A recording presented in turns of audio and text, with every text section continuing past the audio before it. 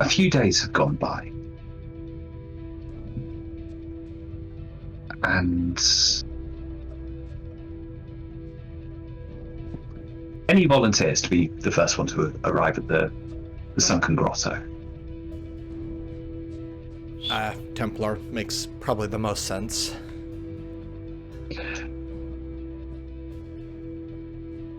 As you arrive going down the steps,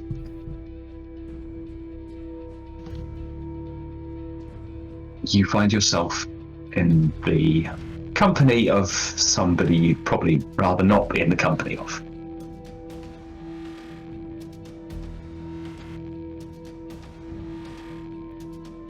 She doesn't turn, but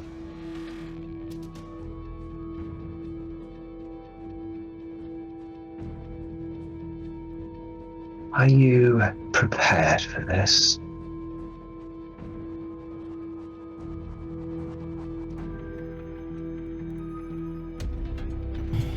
Templar kind of adjusts himself, straightens himself. As long as I'm leading it, yes. And if for some ridiculous reason I'm not leading it and you take control, yes. There is some venom in that last part.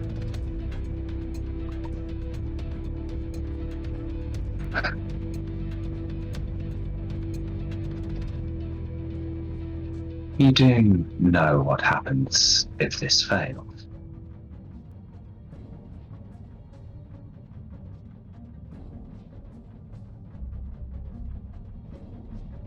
Catastrophe, as it always is.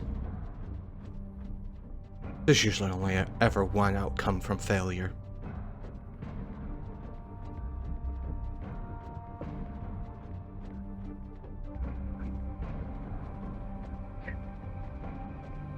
And you're prepared to accept that should it fail.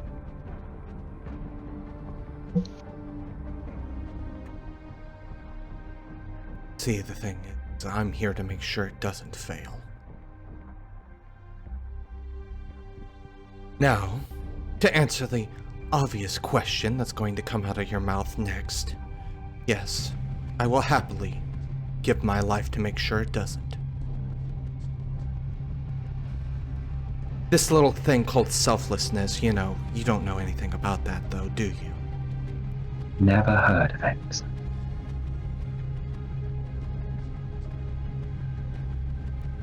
I'm sure you would revel in it failing. Some catastrophe. Of course not. I just revel in the notion of you failing. Yeah, sure.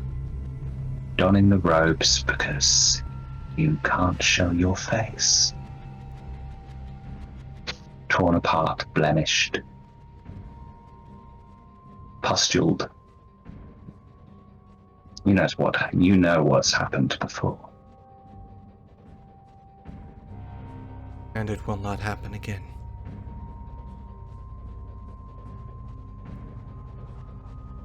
There's a sound of footsteps echoing down into the descent into this almost forgotten place. Who's next? Praescio. You arrive and the tension in the air is palpable as both Templar and Rebecca sink into silence. Oh. Right. You're... Hi. The others? We're still waiting. I think at this point, late. Templar would be moving like tables, etc., getting things ready. Yeah, I see Templar and I, help.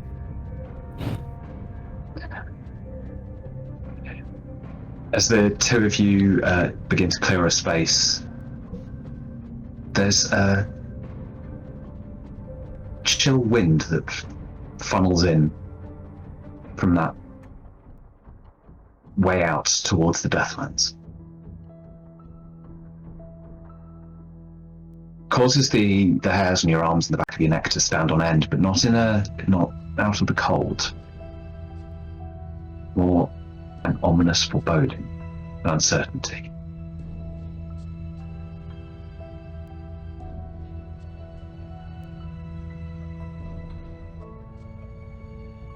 Strange. Hopefully the Spirit Bane charms hold.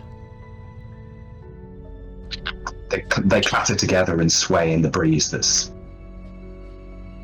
now filling this this few degrees colder than usual. You feel the temperature within the grotto drop. And with that, Caroline, you step into the now cleared space, and you two feel the difference, the coldness that now permeates the air. Well, hello there. Are we getting ready? Yes. That we are.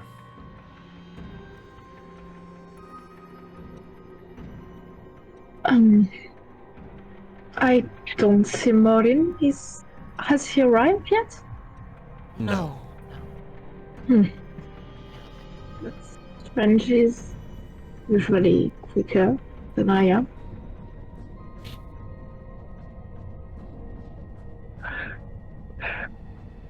With that, it's Morland.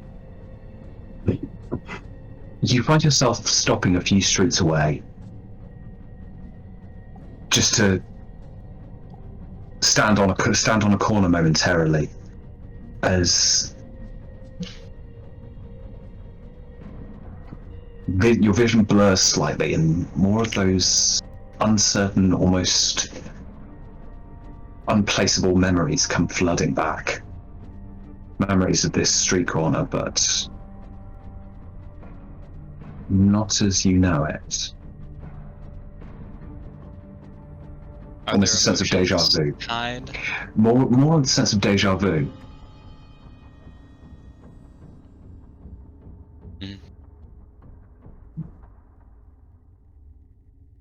Moreland stops for a second, just looks at the street corner. It's just like all the other ones.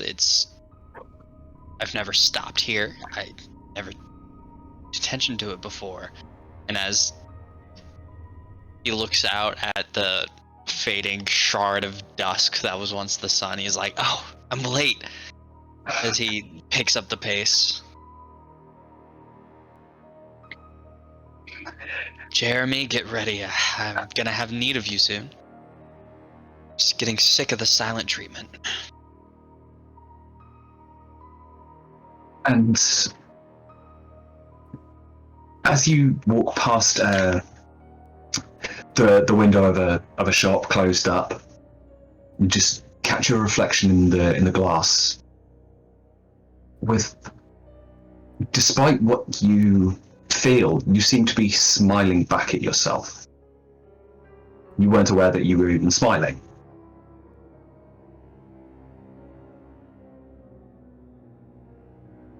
It's not the normal, warm, welcoming smile. It's a cold one. Your eyes seem harder, and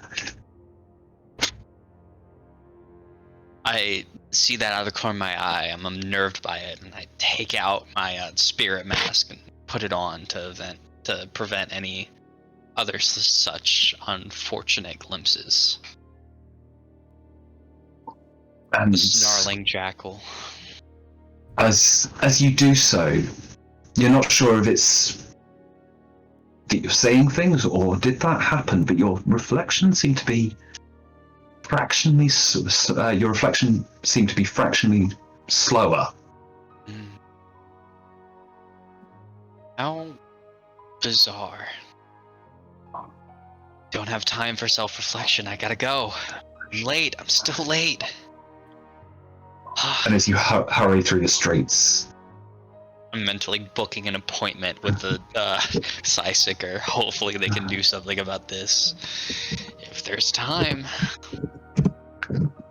you clatter down the stone steps, emerging into the room, pushing past other figures, some of them donning robes, covering their faces, and as you do, you see they're the ones with the lacerations and the scarring around their mouths. While others remain as they were. And within this group, you see those familiar to you: Templar, Praescio, Caroline.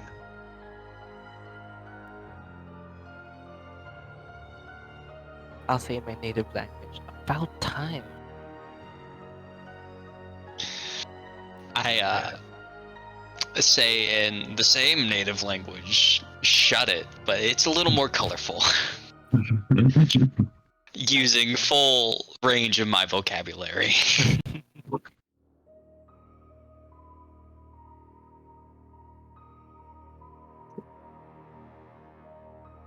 As I post up on whatever part of the ritual isn't currently being presided over. At this point, none of it. Okay. As Rebecca actually stands beside you, Templar. And for once, you get a feeling of genuine... there's a genuine feel that actually comes out of what she says when she says, "There's no shame in walking away."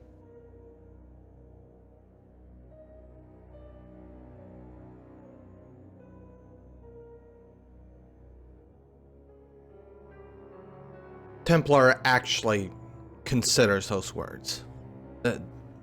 One, from a bit of momentary shock from the genuine nature.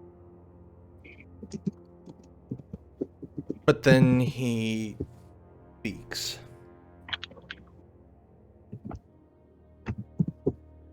Stop trying to create a world the way it should be. Let the madness and chaos of what it is right now continue.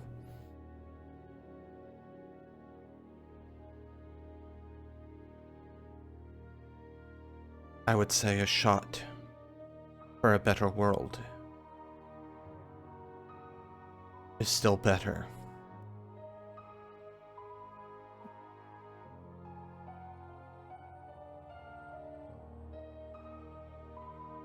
For something like this, I think we put our differences aside.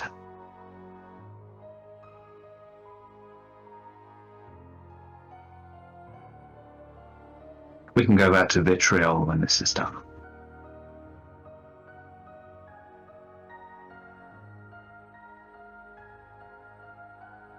Templar nods.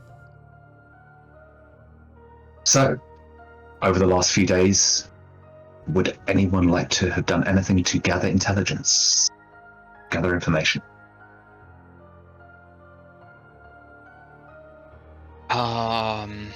Well, I do have a strange friend in Satara, a demon. I think if anyone would know much about what's gonna happen when this ritual goes off, Satara's a better bet than most.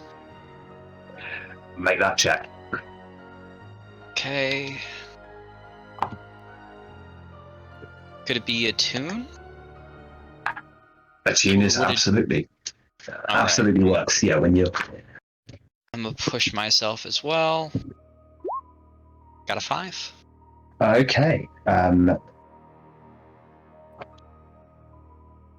As a day or so previously, as you find yourself falling asleep and the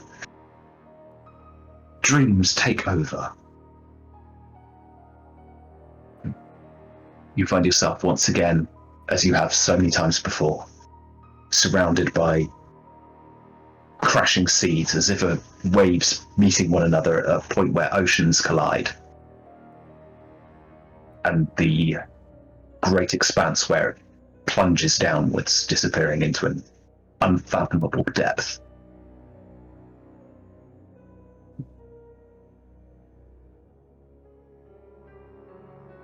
What would you like to ask?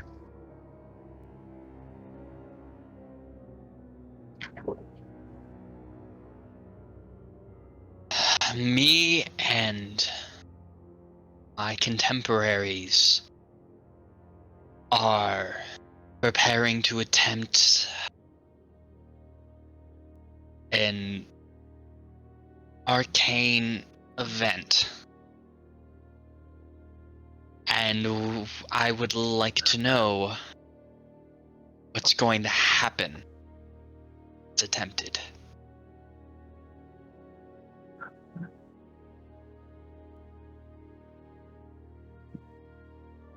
The world will change.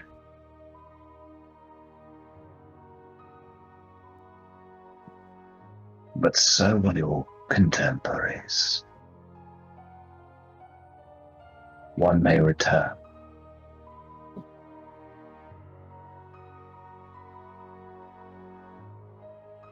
The others, futures remain uncertain. Lives hang in the balance. What would you give? Who will you sacrifice?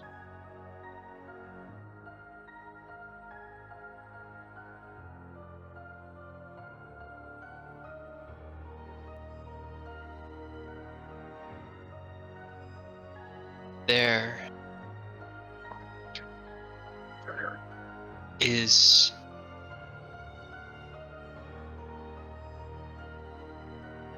nothing I would not give. Are you offering bargain?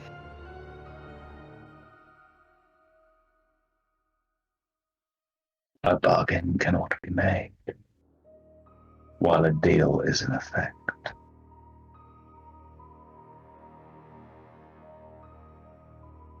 Well, it's unfortunate. Is there anything else? Any less veiled answers you'd be willing to depart with?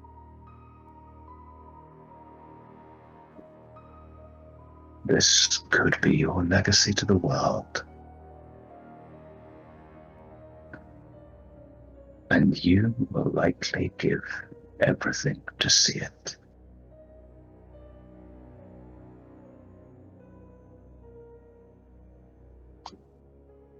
You may not have been a great friend.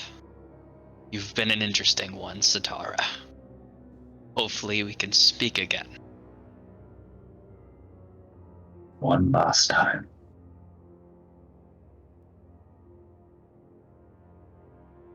That does sound like a bargain, doesn't it? As I try to close the connection from my end.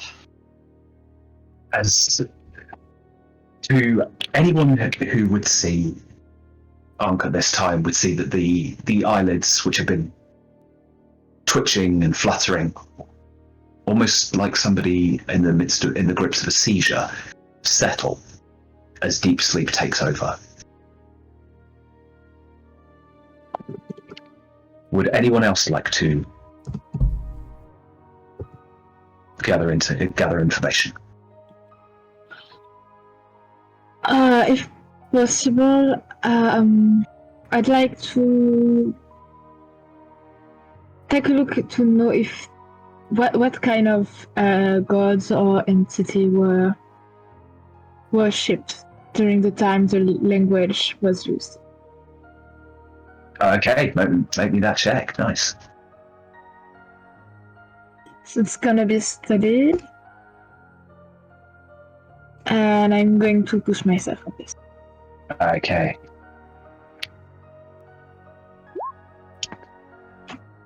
Nice. Wow. 2 pips in study? Detective.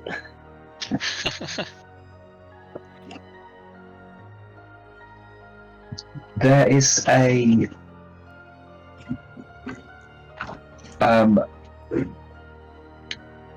there are a few. Old Scotland uses had a pantheon with many gods, providing a sort of duality, almost the antithesis of one another. Would you like to know anything specific about anything in question? Probably if there's any myth about a specific god that got cast out and that could try to come back. And something with that mentions a song or visions. There's going way back, and this is looking into old archives, forgotten corners of libraries, where things that become more or less folklore, that the stories, events may remain the same, however the details and the names of historical figures are altered, some are changed, sometimes the locations themselves, but the events remain the same. The one that's most prominent is the one that mentions various things like a choir or the unending song, things like that. So different context, but somewhat familiar, that were in reverence of that which can take away and delivers those chosen, and goes under multiple old names, some in Hadrathi, some in Old Scotland, some in Imperial. No, there's no cut and dry clear relevance of a name, but one thing does remain familiar throughout, and that's the idea of 1,000 eyes.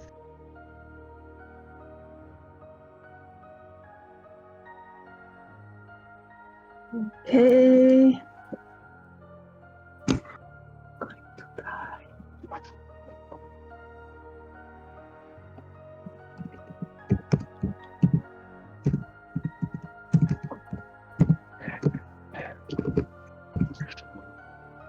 Praescio?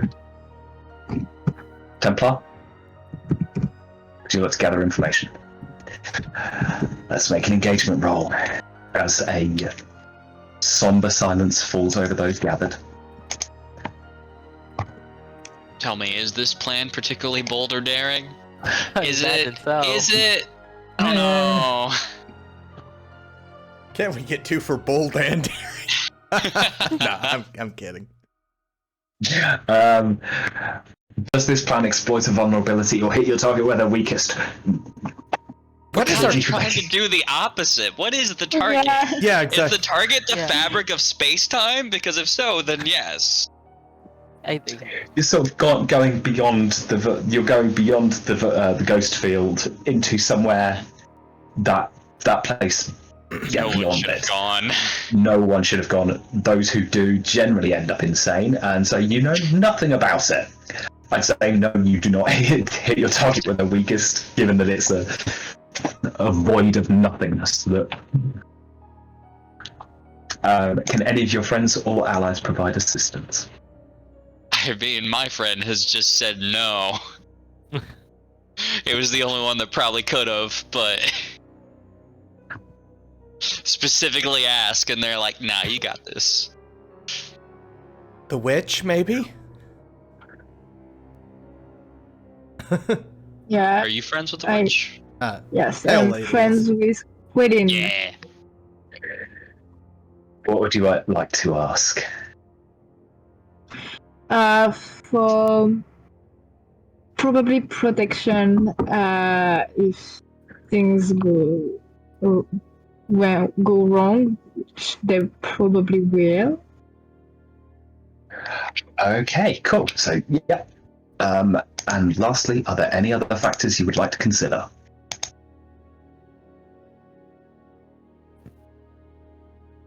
But this is a bad idea.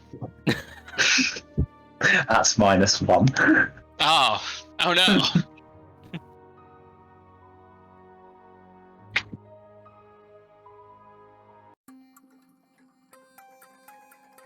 Um,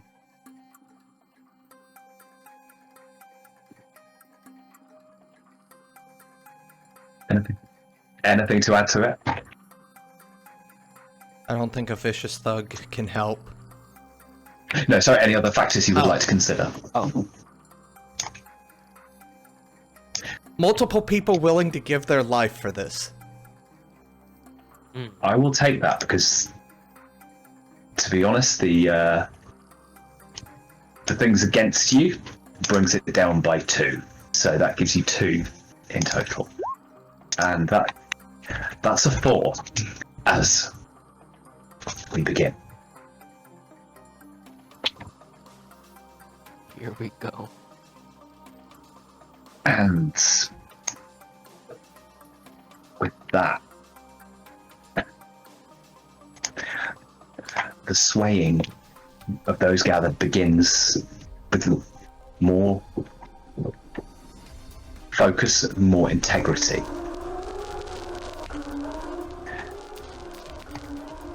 As mist and fog begins to emanate within this grotto, ice begins to and frost begins to crystallize on the rock structure around you.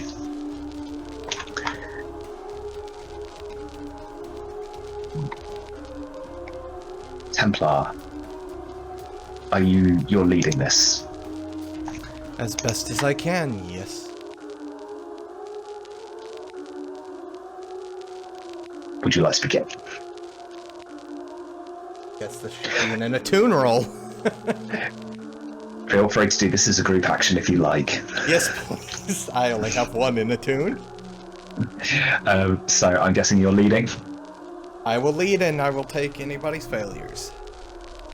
Great stuff. So everyone can get involved, roll a tune. Let's get What this thing position going. is this? Risky. Surprising. Ooh, It's a strong start. Hey. Oh, very nice. You've got Okay. your 6. No, they're not counted as a critical. can That's I No. probability. do Can you- Rogue's Gambit? Not on a group action. You have to roll the same thing. Okay. Oh yeah. I'll push myself. Okay.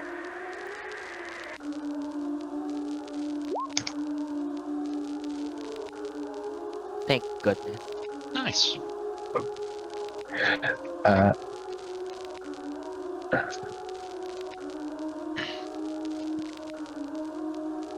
No so what failures. no failures and a good start as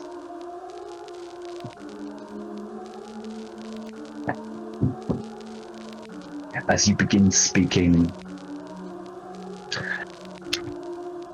You're incredibly aware that even those around you, as you repeat the first incantation, repetition of these words, you feel something seems to permeate the air around where you currently stand. And as you repeat the second incantation, more voices join in, despite the fact you can't really hear them, but it's almost those exposed to it somehow know the words to be spoken.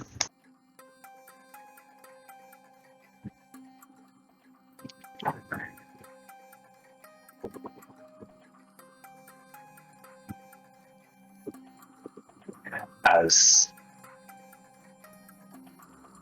I'm going to make a quick roll myself off.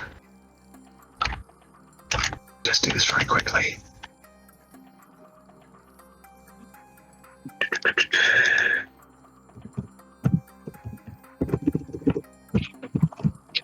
As Praescio, you're aware of your vision.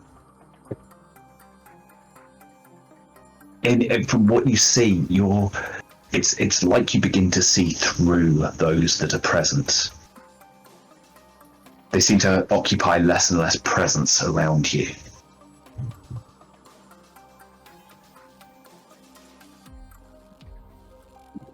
Lovely.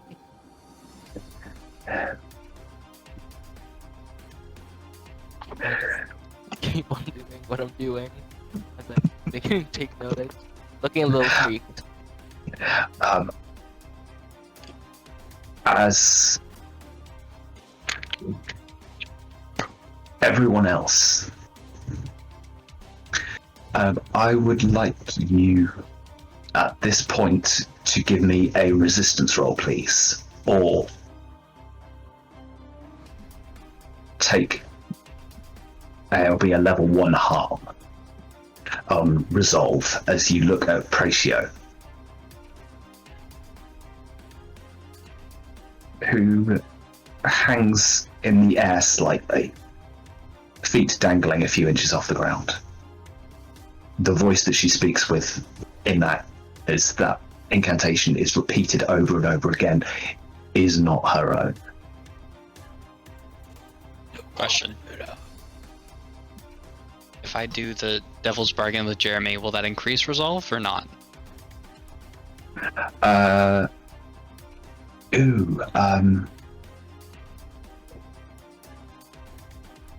because it adds. I'm trying to think what was the agreement there. Is it? I think it was a tune and prowl. I don't think it actually adds anything to new skills, so I'd guess not. No, so it needs to be on the. Okay. Needs to be on that. So, question. Yes. Is this something that Templar could actually move in defense of?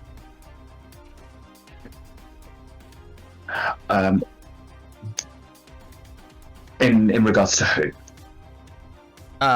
Specifically bodyguard. When you protect a teammate, take +1 die on the resistance roll. So it depends on who you are protecting. Praescio. Because it seems like they're in a bit of danger here, so that's why. Okay. Okay. Up to you. You can try to protect Praescio. I don't like that answer.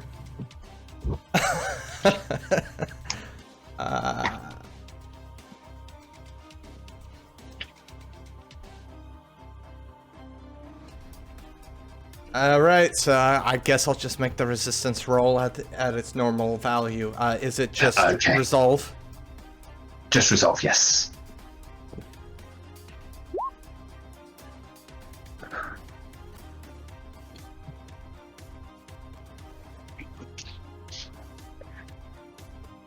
So you take 2 stress.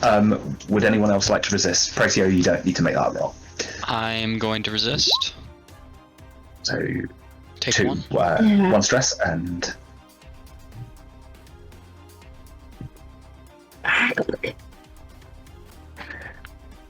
so you can just click resolve and it should roll there.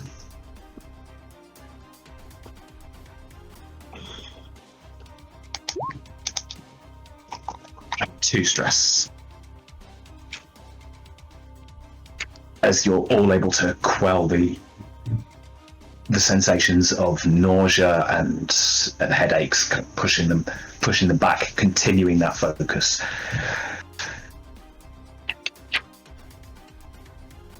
I'm going to say at this point, Praescio, would you like to continue with ritual? Hell yeah.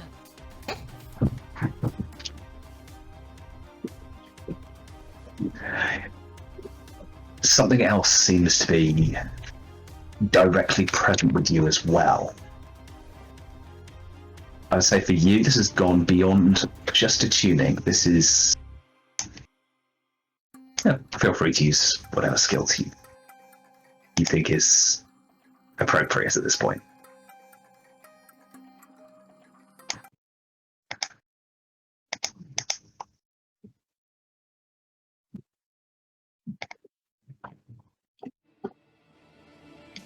Okay.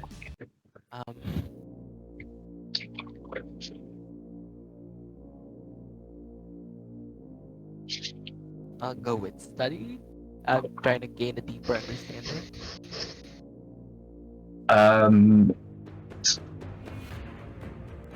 Go for it. Yeah, why not? Okay. What's the worst that can happen? Failing? Why'd you You just say have that? to say it. Yeah. I don't know how I could be so dumb. I blame you. It is my fault, correct? I better start playing some running up that hill. What places? We're gonna get copyright stricken. It's okay. As long as it's not Less than 15 5 seconds. Oh, is it 7?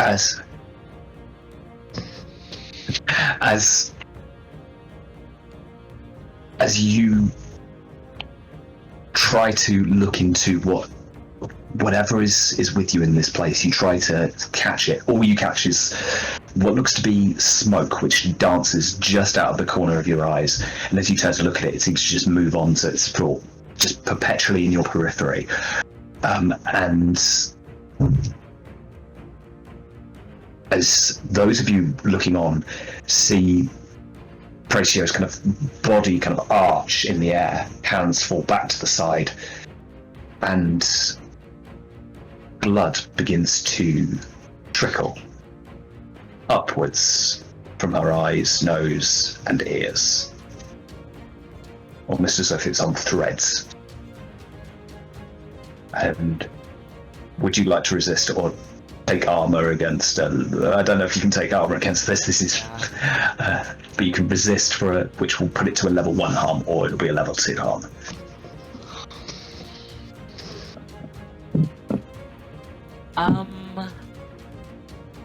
What will be the? This will be resolved. This would be prowess. Prowess. Yeah, I'll resist. Try to resist. Wait. Yeah. So I just click that.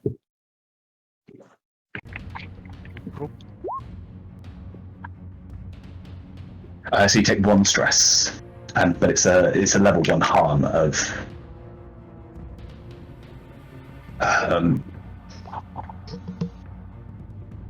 What are we going to call it?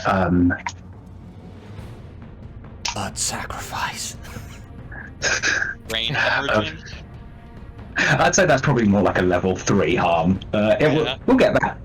Psychic warfare. Body hemorrhage. So yeah, I'd say I'd just say I would. Bleeding. Yeah, just say bleeding. Yeah, the nature of it trickling upwards is a bit weird. Right. As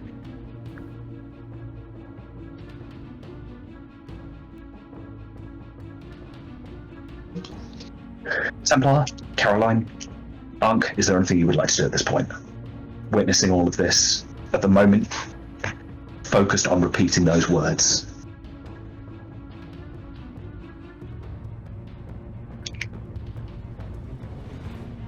So, Can I go ahead.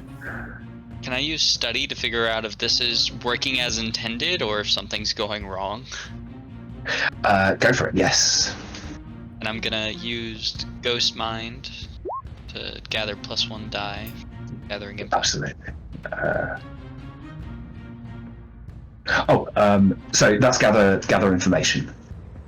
So that's before the score, I think. Well, it's not a gather information roll, so it's worded a little bit differently, right? Or is it?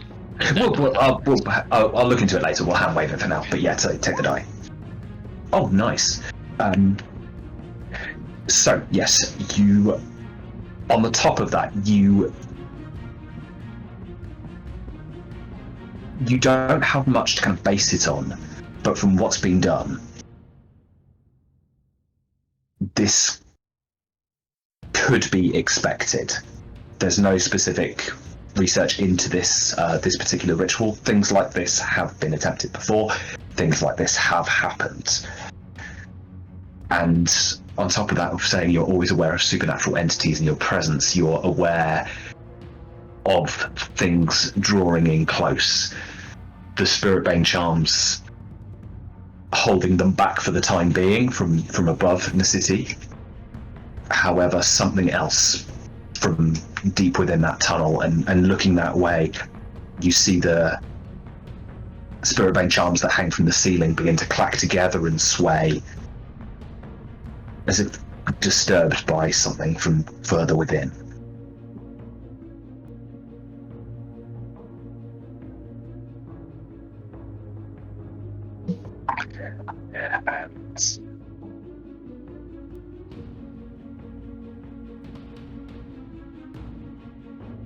A pretty good roll there.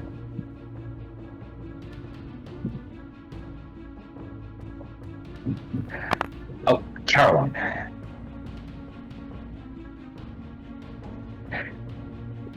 Is there anything you would like to do? Not now. If everything seems to be as normal that this could be, not going to interfere. So I'd say if you like, as that frost gets more and more pervasive into the room, cracking up the walls, as icicles begin to form, dripping down from the ceiling above. I will say, if you'd like, you can give whoever wants to go next. You can give an assist on that roll in your continuation of the ritual, if you wish. Obviously, so Templar. Okay, so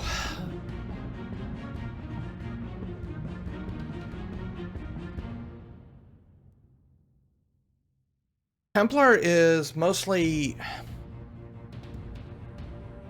keeping an eye on everybody. Obviously, the thing going on with Praescio's a matter of some concern.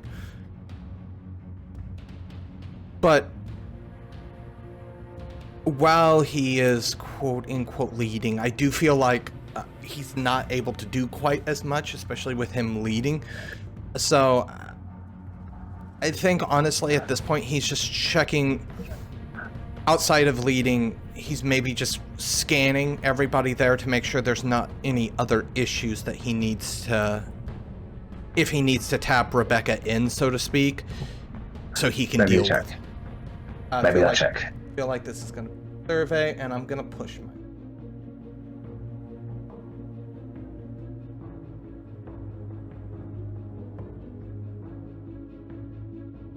No. If there is something that needs his attention, he doesn't know. It's not that. It's you see one of the figures in the robe sort of stumble, and then you see their chest lurch as blood spatters out of their mouth. They fall to their knees and collapse on the floor as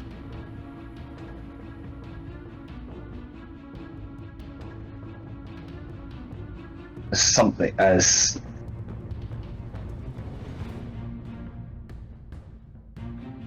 you see, and sort of looking in that direction as well, you see the floor begin to undulate and it dip further into the tunnel as the floor seems to writhe en masse. I I can't rustle the floor, so we're just going to move on. Have you tried elbow dropping it?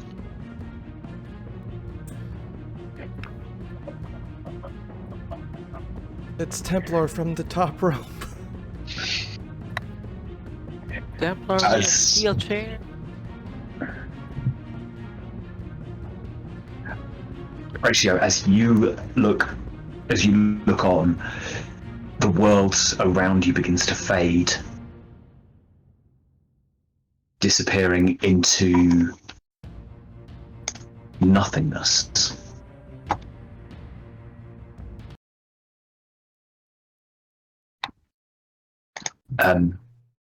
You find yourself in something old, something almost primordial.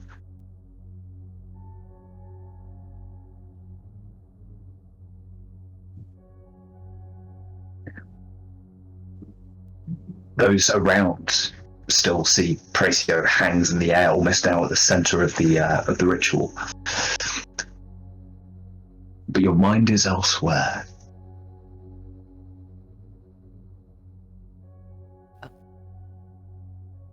I'm gonna hearken on this and try to focus on this feeling, this primordial feeling.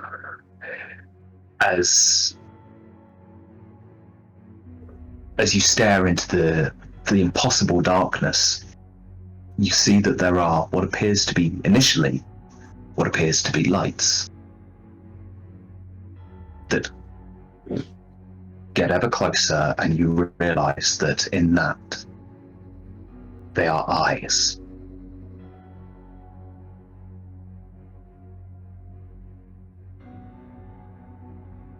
And as it gets closer still, you see the form that this thing has taken.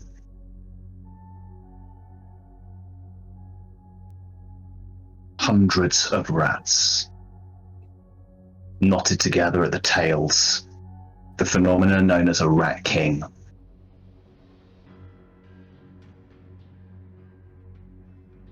And it's despite the sheer number, they move as one. And you hear the voice, not physically, but almost within your mind, as 100 voices speak in unison. Will you be chosen? Will you be chosen? Will you be chosen?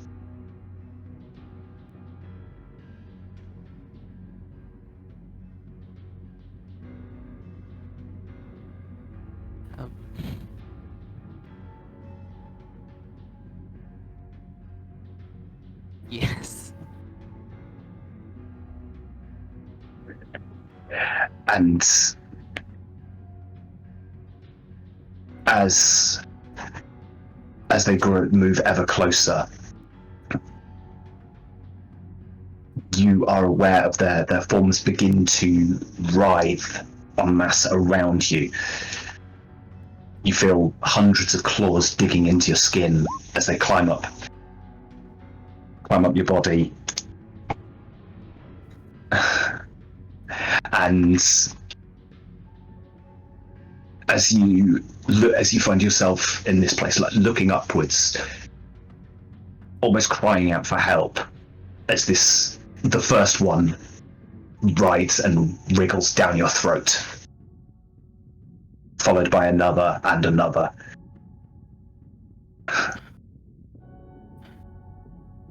As back in the room, in the grotto, Praescio falls to the floor as rats swarm in from the tunnel leading to the Deathlands, writhing over the body. The figure that just fell disappears from view.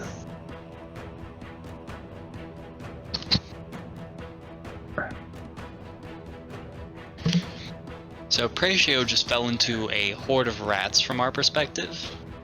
Absolutely engulfed by them. Those of you that are standing, they swarm around your feet. You looking down, they must be 2 or 3 layers of them. As they just fall over one another. I like look over and try to like lock eyes with Caroline. Like my eyes are wide. I'm just like, I assume I'm still like speaking the words. Also, they're not biting, they're just moving, right? They're not biting, no. Are they just like apparating out of nowhere? They're swarming from that tunnel that goes to the Deathlands. Oh, yeah. That's right. Nice to know that life continues in the Deathlands.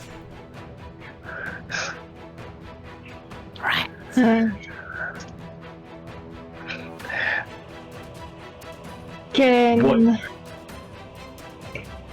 Can I make some sort of check to know if there's any supernatural link to the rats?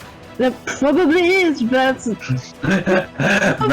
that check. I don't know. Make that check. Go for it. Hey, are there supernatural entities in my presence?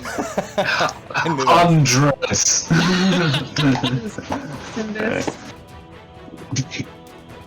Thousands even. More specifically in the rats thing. It's we'll say it's on this that they begin to swarm and they move away from where Praescio lies, who now stands, but without the use of her arms. It's almost like she kind of marionettes her figure back up again, cracks her neck, and there is a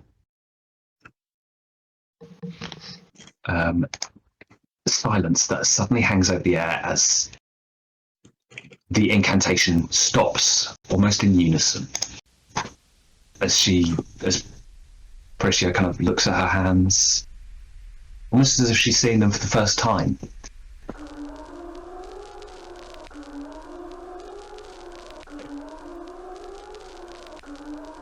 And turning them over, she sort of bids the swarm, which rides up underneath her, as it almost kind of lifts her sort of a foot and a half off the ground, carrying her forward, and turns. And with a voice that isn't hers, so far removed, it begins. As those who are part of that ritual now find themselves in silence, as the rat swarm diminishes, disappearing off into the sides, squeezing through holes in the walls, some heading up the stairway and out into Dusk as a city. As several of those that were part of it fall to their knees, physically exhausted.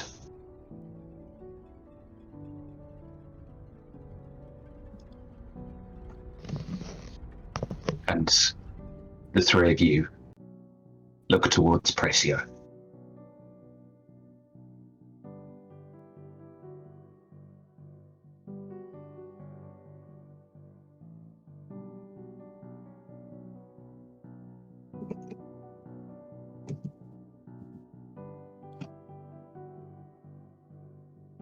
I'll stare silently, guessing. Are they still levitating on a No. pillar of Everything rats? seems no. That's diminished, and Praescio stands there as you knew her.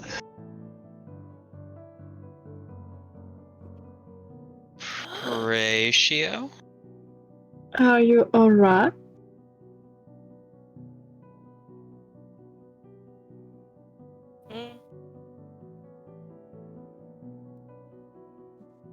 Yeah. Yes. You seem You? Right. Are you? It's a little bit Ye- off. A little bit twitchy. What? Can you tell us what happened?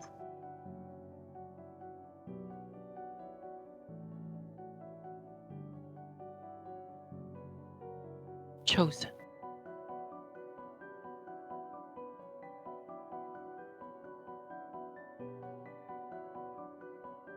I look at Templar, who hasn't said a single word at me.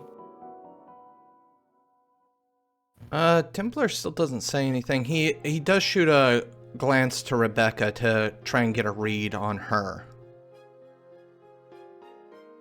She's slumped down against the wall, head back against the stone. You just see the you see her eyes kind of meet with yours, so conscious but physically exhausted.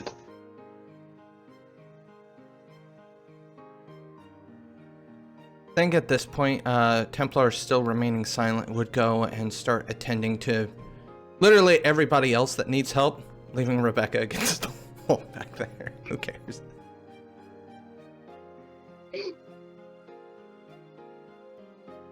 A few of them kind of stir, eyes blink open.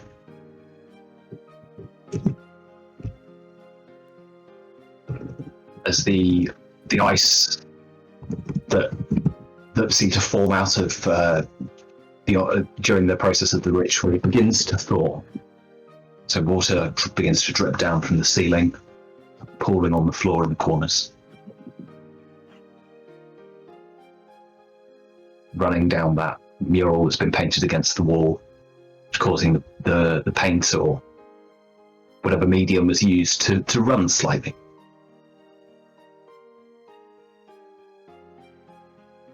I extend my hand, touch the running mural. It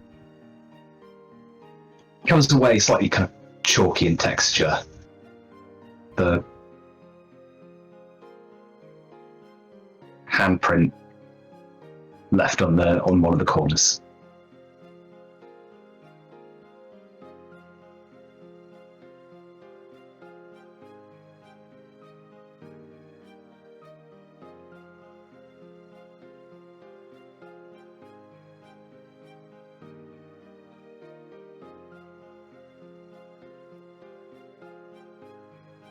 Is there anything anyone would like to do? That went well. That went good, right? Templar finally speaks. As far as spooky rituals go, yeah, it went amazing. Did you know there'd be so many rats? Yes. Yeah? Do you know why? Did you see why? Did you have some sort of vision? Is it what happened?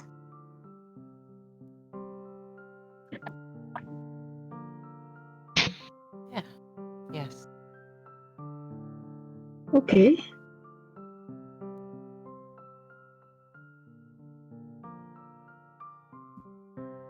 Okay. I'm glad to see the ritual's not the only spooky thing around here anymore. I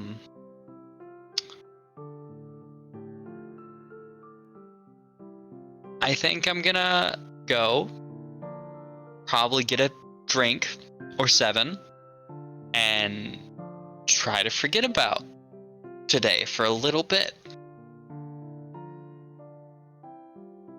Today's gonna be a little hard to forget about. Because what comes next... Hence why I'm trying. What comes next will be a constant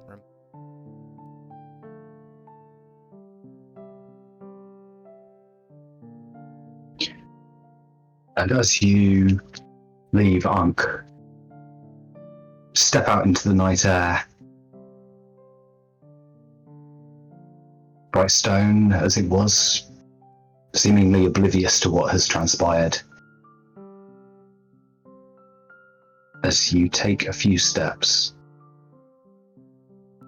you feel physically, your body seems to give way at the knees.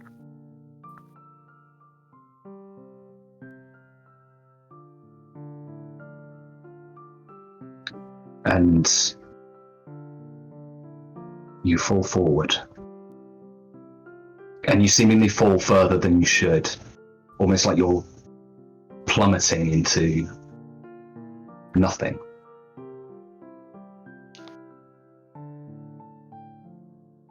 And as you look around you, everything's filled with mist. The buildings of Brightstone as they were now seem to continuously drive ash into the air as shadows flit around you, things that have transpired before, some things yet to come.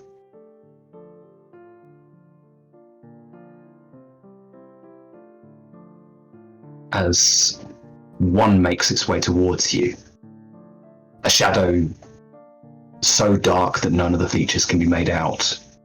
The arms slightly longer, with the arms and legs longer, this very kind of elongated form with long fingers.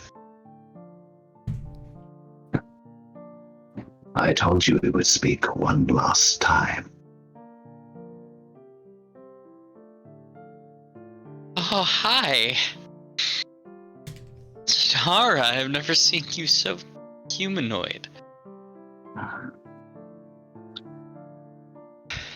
What's this about?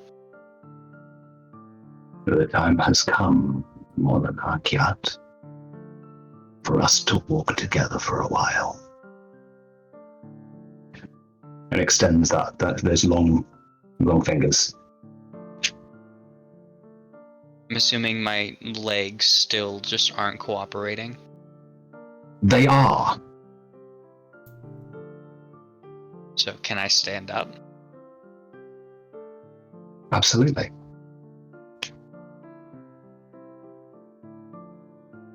Stand up and take a step and two towards... Satara, do I leave anything behind? Looking back, you see yourself standing there.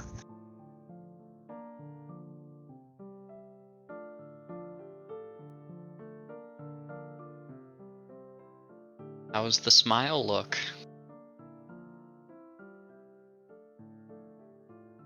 It's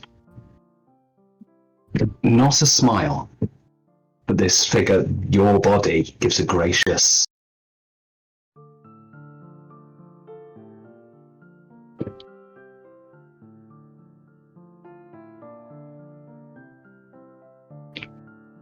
And as Morlan and Satara walk off, the two of them dissolving into that ashen dust, I would like you to change your playbook to vampire.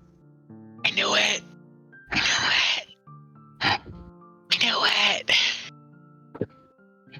You can ask them, I said it earlier.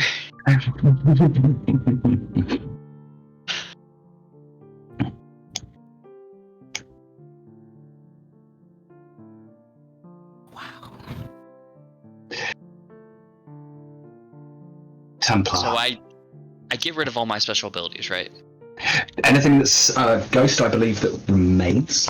Ghost, yeah. Anything that says ghost stays. It Three stays. of my abilities. Man, it's almost like that was kind of the game plan for this character. It's so strange.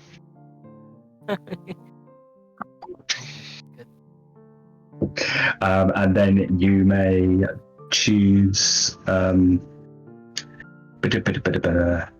you get a load more dots because vampires are so OP.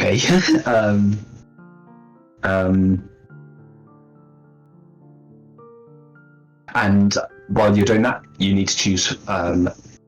Traumas.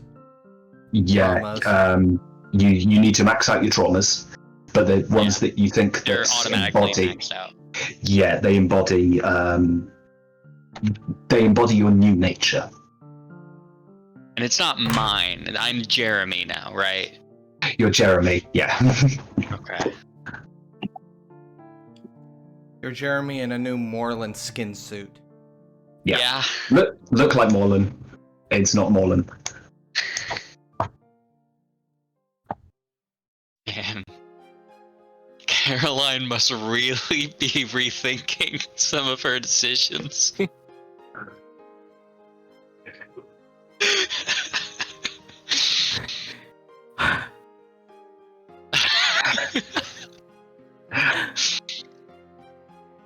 I don't know what you're talking about. Templar and Caroline are perfectly fine. Everything's good. Yeah. Templar! Templar is there we the go. only normal person now. Templar, yes. Yeah. Yeah. What are you doing? Have I finished aiding everybody that I could? Everyone that's in a position, yeah. They begin to climb back up to their feet. Some of them move to the side, sitting in a similar manner to Rebecca, propping themselves up against the wall, taking a few moments just to recover, breathe, and there's a somber attitude, a somber atmosphere that hangs over the air. This somewhat of reflection. After, I think Templar would probably take a seat as well now, having spent whatever was left of his physical energy helping people. He would probably sit down, take a breath, and now the real work begins, I suppose. He kind of mutters halfway under his breath. Probably still loud enough for people to hear, but A few eyes look up, and meet those words with weak smiles and short nods.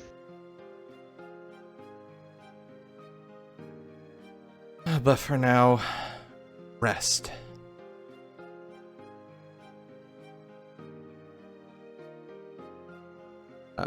Since Caroline's probably the only other major person in the room, he would probably look towards Caroline at this point to see. What is Caroline doing? Probably trying to ask the others what they have experienced during the ritual, to get somehow an idea of what happened. If she couldn't catch Praescio as she left, she's probably on her way out.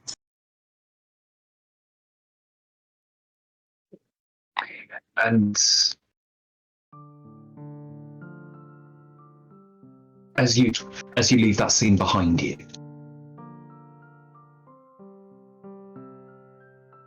followed shortly after by several of the others, until only the figure of Praescio stands behind.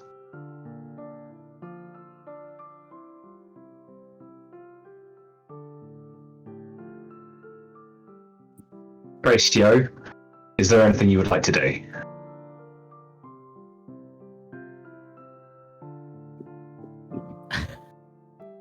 That's a loaded question. I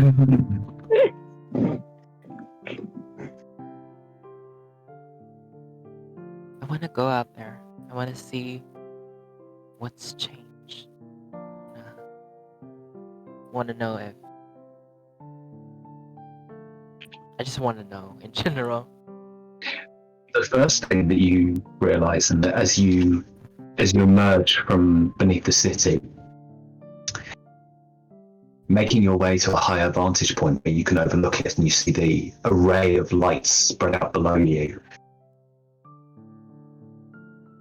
it's grown, changed. The sun is now dark.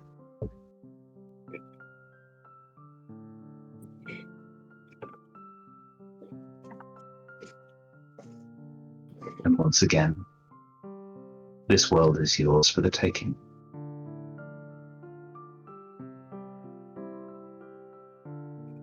Sure is.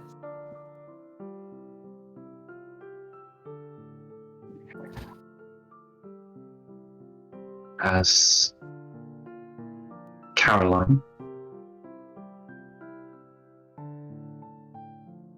eventually you arrive back at the shack, place you call home. And as you approach the door, something inherently feels wrong.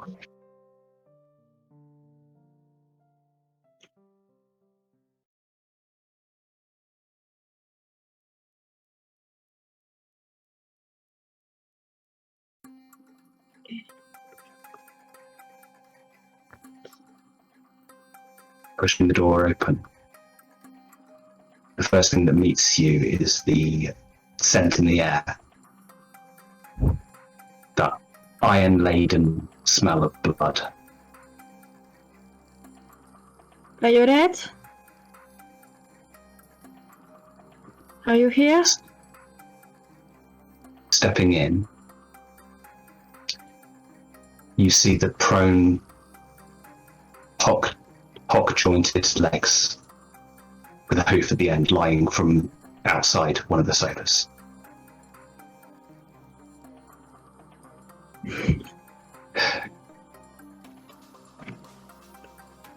As in against one wall, a figure sits, crushing pigment into the blood which is pooling on the floor below you,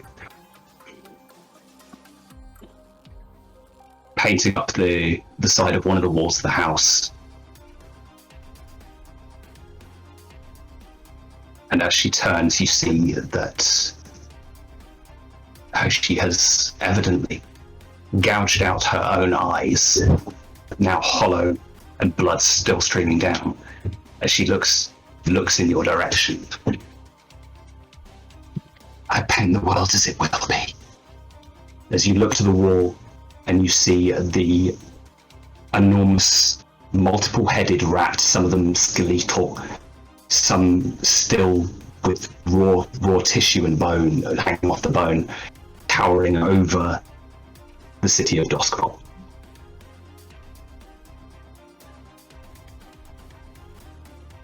Who are you? What have you done?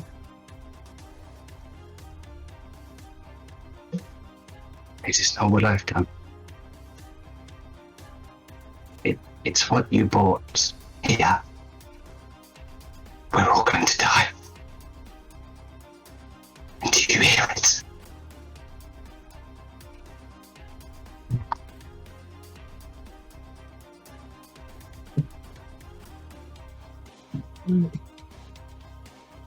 Praescio. Oh no. Karen's gonna run back at the place where there was the ritual.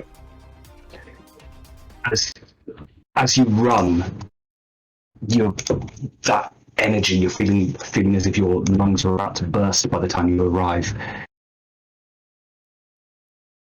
You stand and you see only the black carriages of wardens, surrounded by the heavy iron-hulled vehicles of bluecoats that now surround the area.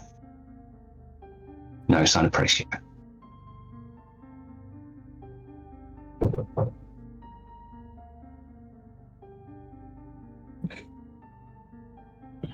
Can some of these gentlemen, can I get an idea of why they are here? What do they know? What did they found?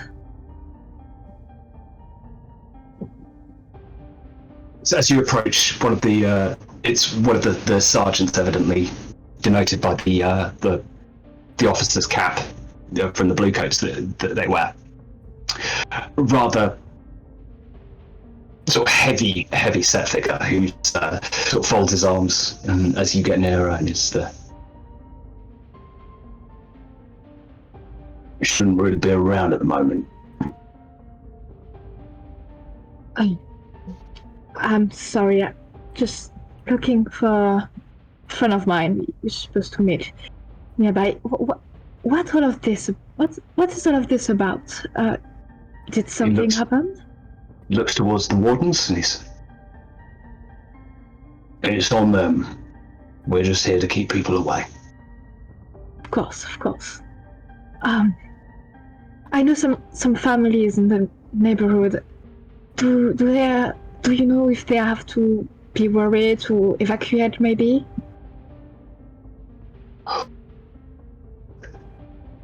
Well, it's not my call ultimately.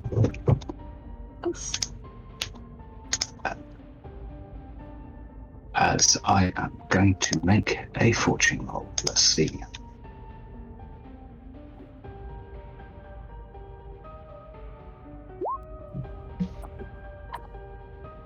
As he nods, you might want to make yourself scarce. Of course. Like I say, Thank you. this many wardens, not safe. Of course. Thank you for your time. I'm going to leave. Certainly not going to ask Ghost to scoot. Too dangerous. That many wardens around, yeah. There's. I learn from my mistakes from time to time. Sometimes. That's what counts. Templar.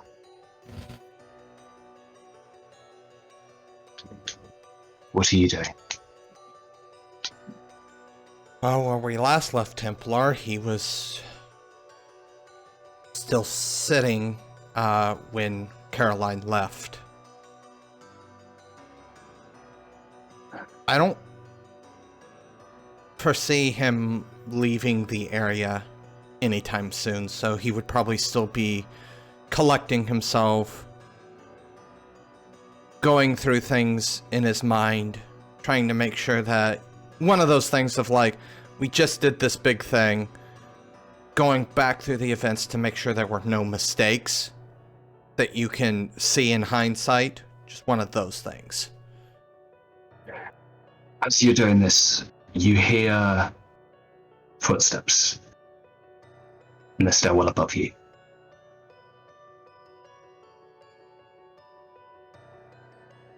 Also, is Templar alone in the room? Has everybody else left, or is... Sorry, you would have been there with the... Oh no, sorry, yes, would have been everyone left, and then until it was just Praescio at the end, so, sorry, I overlooked a detail there. So, so it would have been sort of outside. But yeah, you'd hear the clatter of hooves as the warden's carriages emerge in quite a decided number. If it weren't for your exact involvement, something would be clearly going on. You don't get this many for a body. So, just to clarify, I'm outside now? Yes, yeah. Okay. I feel like... I think Templar would think I'm here and the wardens are surrounding. It's probably not a good idea to make any sort of move. So, Templar would just stay there. I mean, what is he gonna do? Run and make himself look guilty? He's not guilty of anything, so... As you look, several of them go into the grotto, finding their way inside. And as the scene unfolds, blue coats begin to arrive, sectioning off the area with patrol wagons. And prisoner transports, sort of creating a barricade around this grotto. And it's one that pulls up alongside you. Door opens.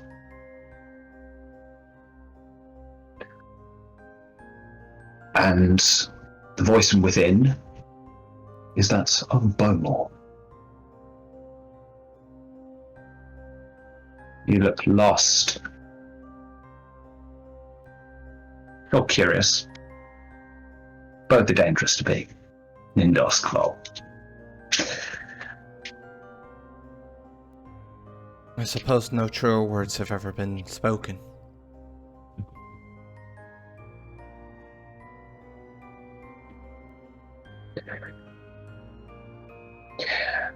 I'm sure we could provide you with some sort of transport. You go where you need to go.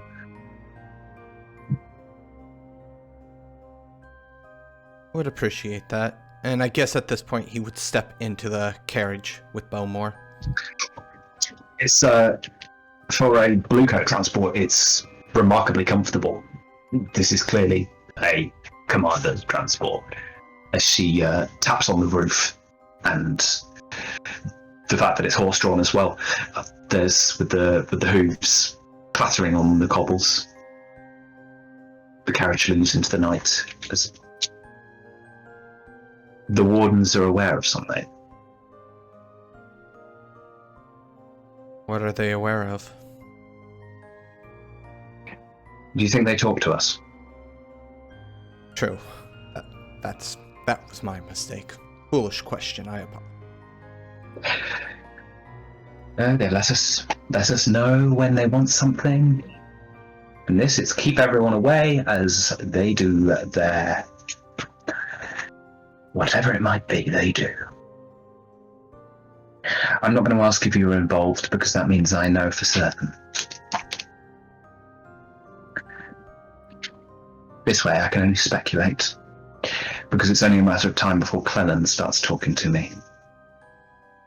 And this many wardens, this many blue coats. I can't keep this hidden. Question is, where do you want to go?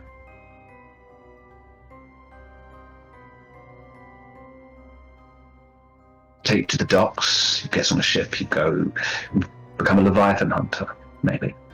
Maybe you go to Aruvia, maybe you go to the Dagger Isles.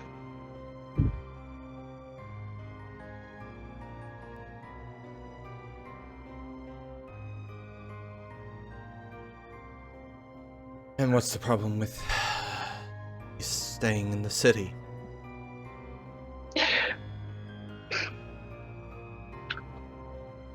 I can't help you anymore. You're welcome to stay, but consequences on your head be it. That makes sense. Well,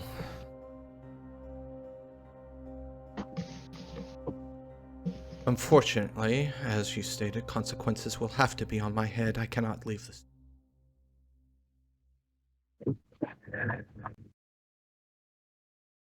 Very well.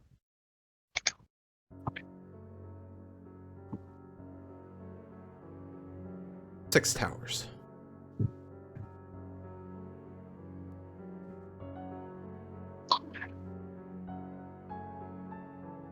May I suggest finding a new place of residence? Don't tell me where. Oh, I Like had no said, intention of doing so. the less I know, the less I can do. As she leans out the window and calls, 6 Towers, by the arms of the weeping lady. And the driver, right you are, Mum, as he adjusts the horse, and the carriage crosses over the bridge, disappearing into the fog.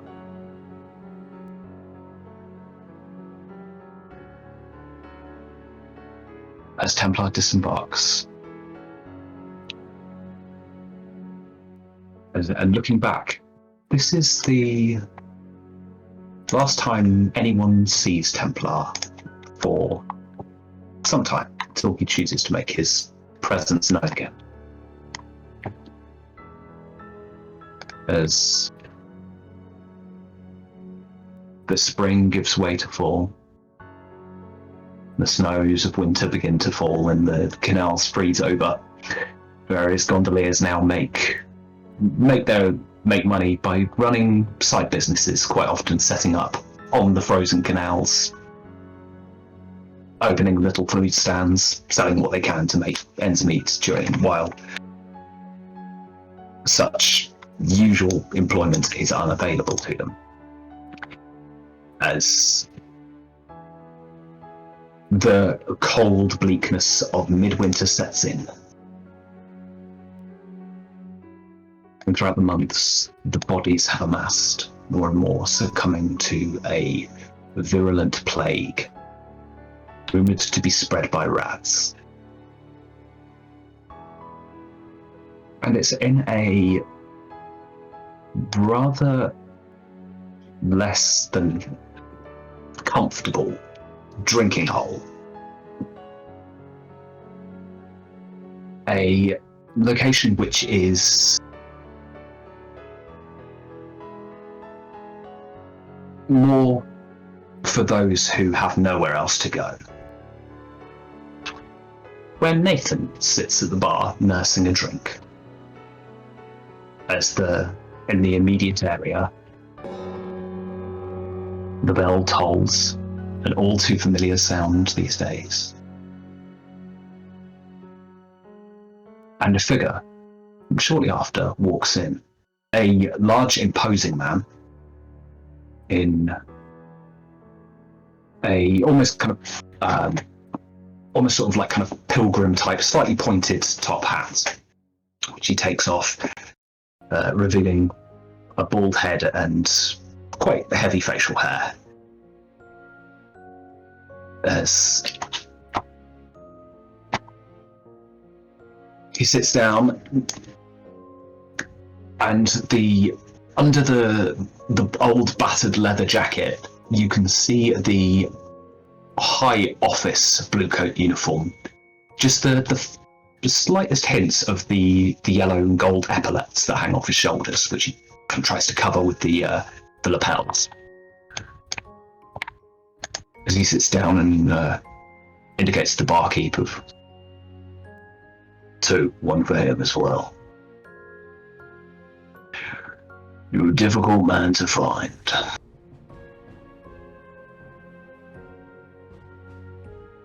Well, that tends to be the case with somebody that should be dead. I don't believe I believe you have me at a disadvantage.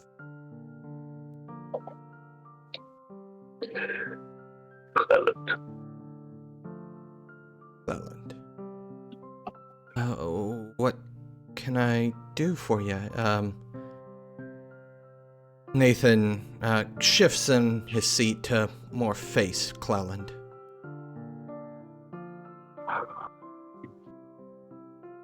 Well, it's up to you entirely, of course. But in dealing with your one-time associates, I'll come with an offer. No, it's up to you what you choose. You can take it, or you can continue to run 2 big scams. Really up to you. But you choose that. And how long do you think it is before the old knock at the door? And if you think that your Tashirossi friend is going to go to the Lion Oak, I think that's unlikely. He'll drip that poison honey and convince you that you should be the one doing the time. But I come with a wonderful glad tidings. A second chance.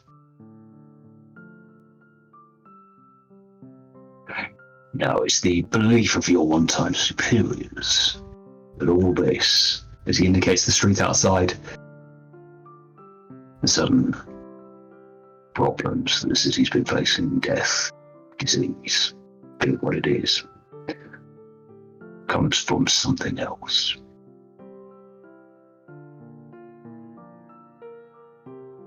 You take this, you unravel the pieces, you pull the threads, and maybe that little trinket that you carry might be worn once again as a sign of office. Think about it.